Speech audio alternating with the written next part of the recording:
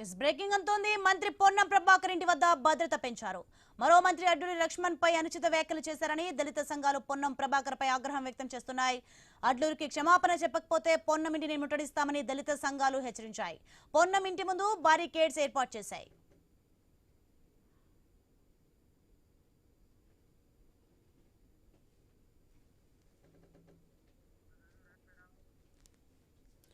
Yes breaking చూస్తున్నాం. మన మంత్రి పొన్నం ప్రభాకర్ ఇంటి వద్ద భద్రత పెంచారు. మరో మంత్రి అడ్లూరి లక్ష్మణ్ పై అనుచిత వ్యాఖ్యలు చేశారని దళిత సంఘాలు పొన్నం ప్రభాకర్ పై ఆగ్రహం వ్యక్తం చేస్తున్నాయి. అడ్లూరికి క్షమాపణ చెప్పకపోతే పొన్నం ఇంటిని ముట్టడిస్తామని దళిత సంఘాలు హెచ్చరించాయి. ఇక పొన్నం ఇంటి ముందు బారికేడ్స్ ఏర్పాటు చేశారు.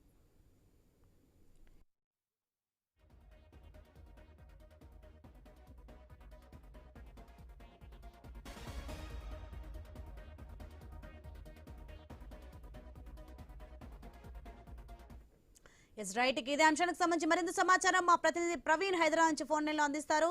ఎస్ ప్రవీణ్, మంత్రి పొన్నం ప్రభాకర్ ఇంటి వద్ద భద్రత పెంచారు. అలాగే మంత్రి అడ్లూరి లక్ష్మణ్ పై అనుచిత వ్యాఖ్యలు చేశారని దళిత సంఘాలు పొన్నం ప్రభాకర్ పై ఆగ్రహం వ్యక్తం చేస్తున్నాయి. ప్రస్తుతం పరిస్థితి ఎలా ఉంది?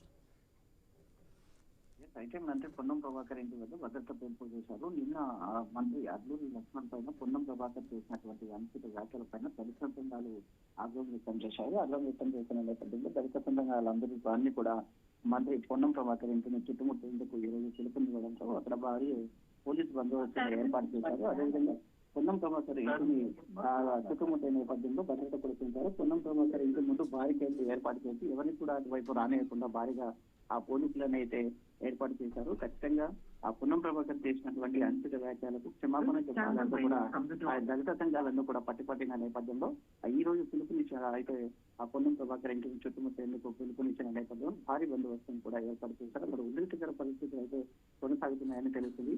వివిధ జిల్లాల నుండి కానీ రాష్ట్ర వ్యాప్తంగా ఎక్కడ హైదరాబాద్ సిటీకి ఎవరు కూడా దళిత సంఘ నేతలు రాకుండా ముందుగానే హౌస్ అరెస్ట్ కూడా చేసుకున్నట్టుగా తెలుస్తుంది. Right, thank you Praveen.